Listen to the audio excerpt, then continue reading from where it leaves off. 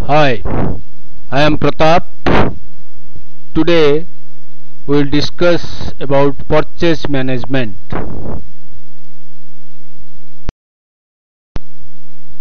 So you must have purchased from your nearby grocery shop, from your nearby electronic shop. So all of you know what is purchasing. There is a seller and there is a buyer. So when a seller gives something to a buyer in exchange of money, then that process is your purchasing. For a business organization, this becomes a little bit complex task. So it has to be managed properly, because purchase is related to your finance. So if you purchase a lot of unnecessary things, or if you overstock certain materials, then a lot of cost will be involved, and that will hamper the business itself. So purchase management is essential, and we will study about the objectives of purchasing, the different types of purchasing, the purchase procedure followed by business organizations, and we will also study about the suppliers and different types of discounts. So purchasing is an important function of material management, because you are purchasing the materials and it is coming under material management. And again, it is closely connected with your production department, because whatever you purchase will be utilized by the production department of your organization. And then it is also closely connected to marketing, because once they are produced, the finished products are there, then they have to be used. That means they have to be sold, so that ultimately the consumer will take.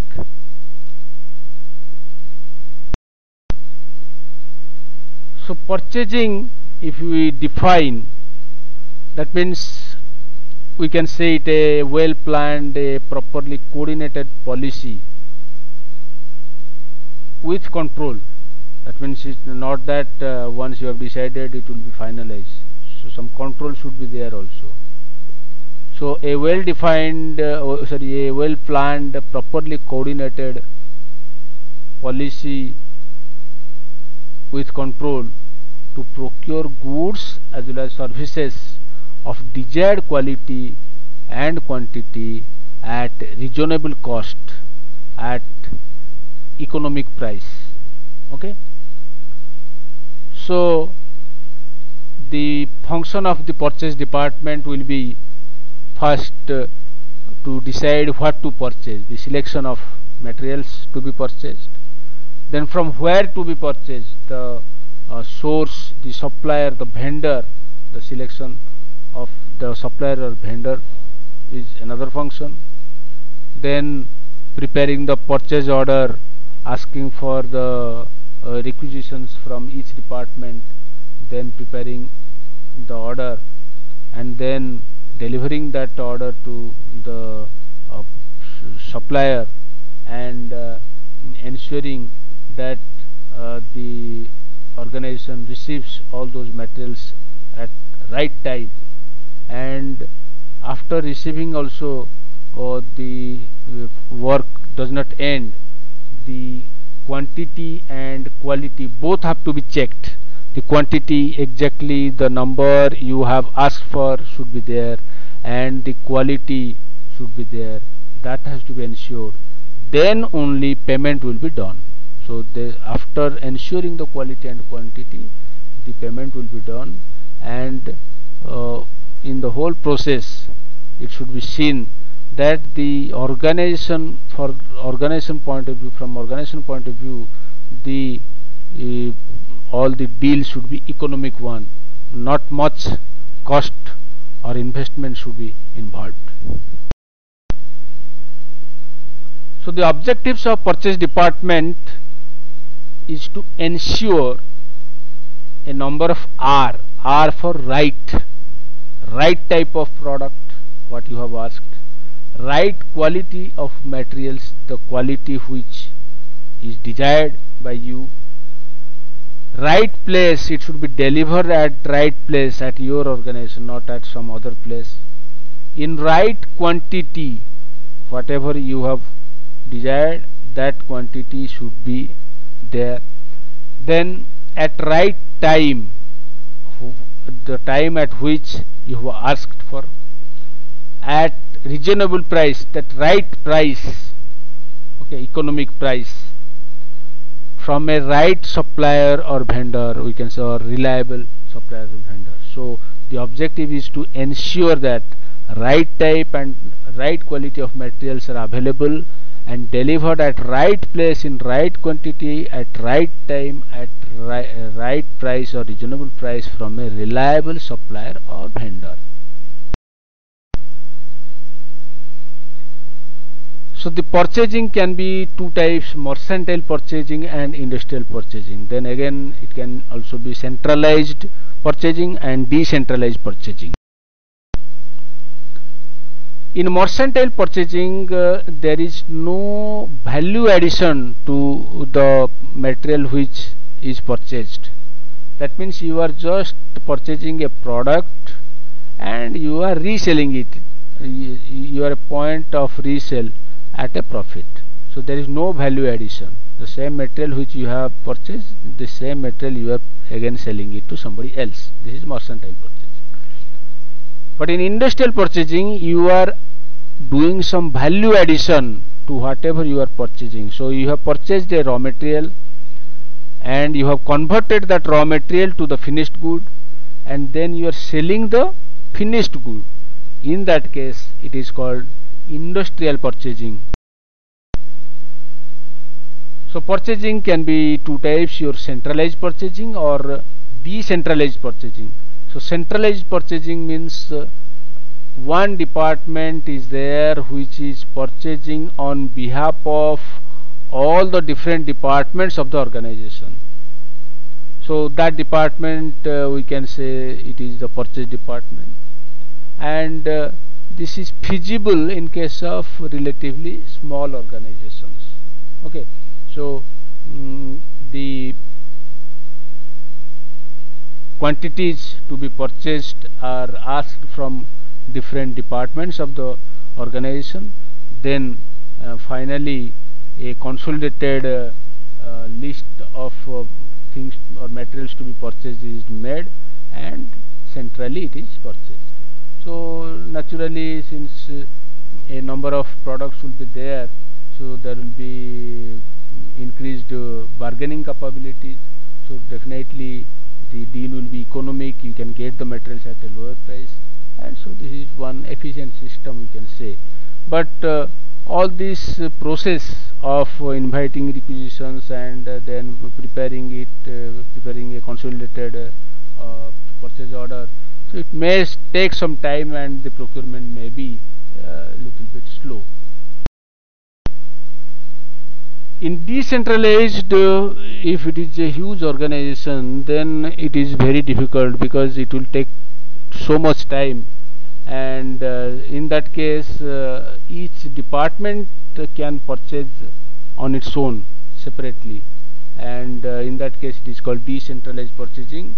And in this case the procurement is faster and flexible, but maybe department wise, if the purchase quantity is not that enough, then the procurement cost may be higher for those materials for which the order is not enough, or order is a little bit low quantity, then the procurement cost may be higher.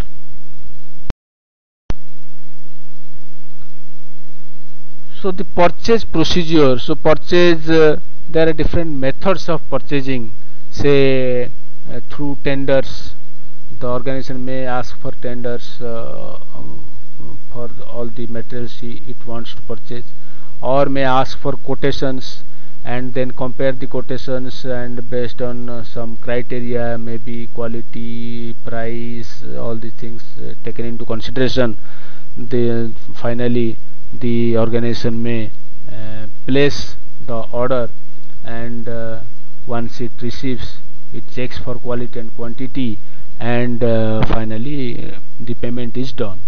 So all this procedure is called purchase procedure, and so the first step is to know what to purchase. Suppose there is annual purchase, then you have to ask for each department to send you the requisition list, what to purchase, what are the materials which each department wants to purchase. So that is called need recognition. Then not only what to purchase, how much to purchase, with what specifications, the size, the volume, the make, okay, and the type, the quality, what should be the standard, all these things, the specifications, that is called specific need. So first you know the need, then you make it more clarified through specifications. So specific need is the second step. Then the source options, from where to purchase. From where to purchase means the supplier or the vendor. So you have to select the supplier or vendor, and then you have to continuously evaluate the supplier or vendor, and if some new supplier is there, then you have to add them, or some supplier is not good enough, then you have to delete them. So the source option, if you want to purchase something new, then a new supplier will be there, then that has to be verified. Yes, the supplier can provide you the material as per the objectives of the purchase department, that is right quality, at right time, at right place, all those R's. Then the price has to be decided, what price you want to purchase, and all the terms and conditions for purchase, those things have to be decided. That is your step 4. Okay, then you have decided what to purchase, from where to purchase, and somehow you know, suppose through quotations or through tenders, you have finalized the price, the terms and conditions. Then you prepare the purchase order, and then this purchase order should be delivered to the supplier or vendor, and once the supplier or vendor gets the purchase order, then you have to ensure that the vendor is supplying you the required materials at right time, because sometimes there may be some delay due to many reasons are there, as the supplier maybe unknowingly, or it has delayed in supplying you the material. So in that case you have to continuously be awakeful. You have to remind or recall the vendor, so that there will be no unnecessary delay, and you will get the materials at right time. So these are the steps: the purchase order preparation, then delivery of purchase order, then expediting the purchase process. Then the supplier has supplied you the materials, and you have received the materials. After receiving, the process does not end. You have to now ensure the quality and quantity of the product. The purchase department has to ensure. First, it has to ensure the quantity, and to ensure the quality, it has to take a sample, and that sample it has to send to the quality control department of the organization, or if it is not there, then to some outside agency to know the quality of the product. And if it passes the quality, and the quantity is also okay, then you can approve the bill or the invoice, and once it is approved, the payment process can be started and the payment can be made. And all these things has to be maintained, means you have to maintain proper records, so that in future, if it is required, you can use that information. So now we'll discuss about the vendors and in detail.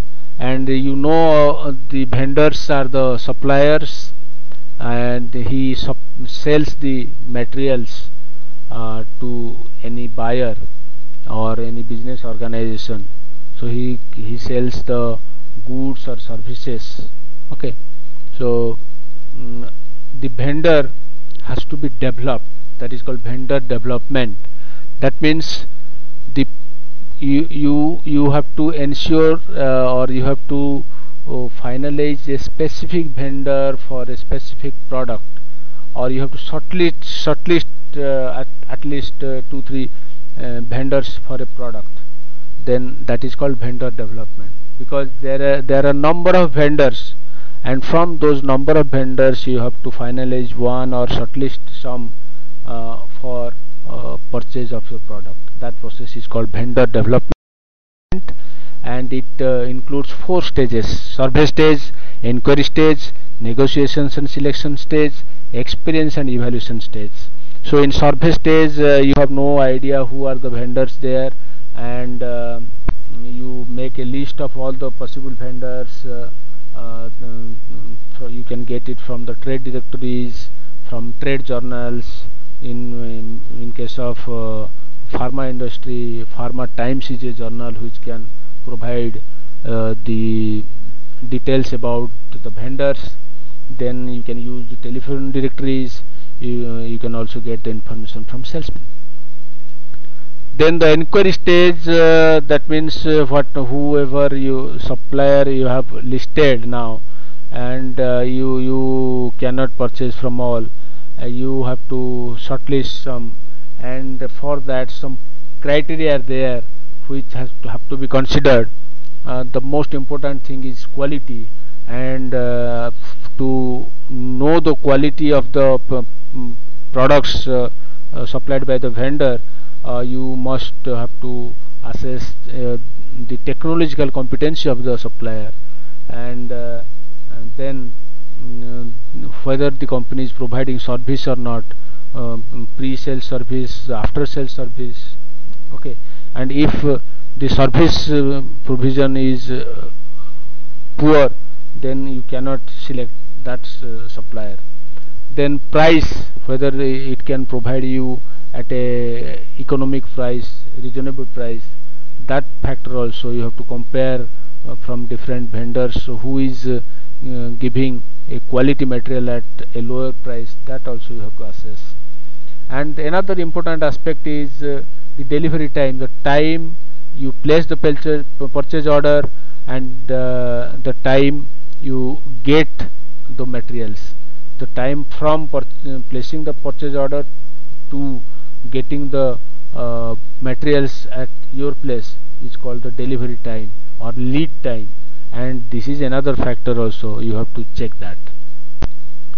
So we can verify the internal facilities of the vendor, the financial adequacy, stability and reputation of the vendor, the location of the vendor, whether it is far away from your place or near to your place, the service factor, the after sale service, the industry relations, all these factors have to be verified before selecting your vendor or supplier. So on those factors you can negotiate with the vendors, and finally you can select. So once you selected the vendor, then you will have the experience how this vendor is doing. So once you selected the vendor, you have placed the purchase order, so you got the experience how this vendor works, and you have dealt with the vendor. And if you find any shortfall, any lacuna in the vendor or supply, that is your evaluation, and you can tell the vendor that yes, this time we found this problem in you. Suppose you have delayed, your delivery time was supposed to be 10 days, but you have taken 1 month time, so that part will not consider. Next time if you do this, then we will delete your name from the vendor list. So this is your experience and evaluation stage, so that if you appraise the performance of the vendor to the vendor himself, then the vendor will try to improve. So there will be improvement in the performance of the vendor. Now we'll study about the discount, which is an important aspect in pricing. And discount, all of you know, these are cash concessions offered by the vendor, and in this case the vendor gets the benefit that the volume of business increases, and from the buyer point of view, he also gets benefit because it will be economic for the buyer, for the business organization, and they can get the materials at a cheaper price.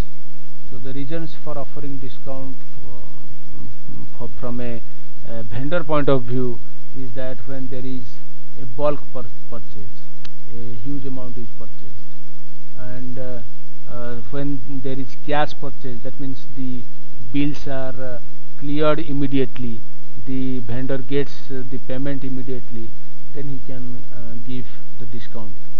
And sometimes to maintain the good relation between with the vendor, so to maintain good relation between the vendor and the buyer, vendor also offers discount.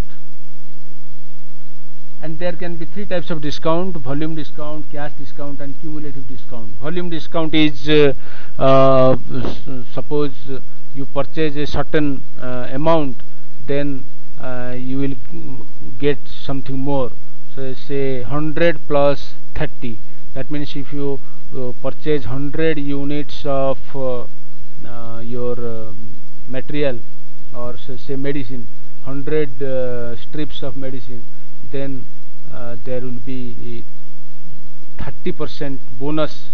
30% means the 30 strips of the same medicine will be given to you by the wholesaler or stockist to the retailer. So that is your volume discount. The same thing can be from manufacturer to stockist also. The same type of discount can be given. Then cash discount. So if you purchase by cash, then some vendors are there who will provide some discounts for 5%, 7%, like that, because they are getting the payment immediately. So that is called cash discount. And sometimes the buyer purchases the material at frequent intervals, and at each time a small lot is purchased. In that case, the cumulative amount will be considered. So at the end of the year, how much they have purchased. So in this year they have purchased this amount, the cumulative is this amount. So after that only some discount will be provided by the vendor. So that is called cumulative discount. In this case, the buyer keeps on purchasing the materials at frequent intervals. At the end of the year, it will be calculated, the cumulative amount will be seen, and if it achieves a certain level, then certain discount will be given. So thank you. This is all about your purchase management, which is an important function of material management. Thank you.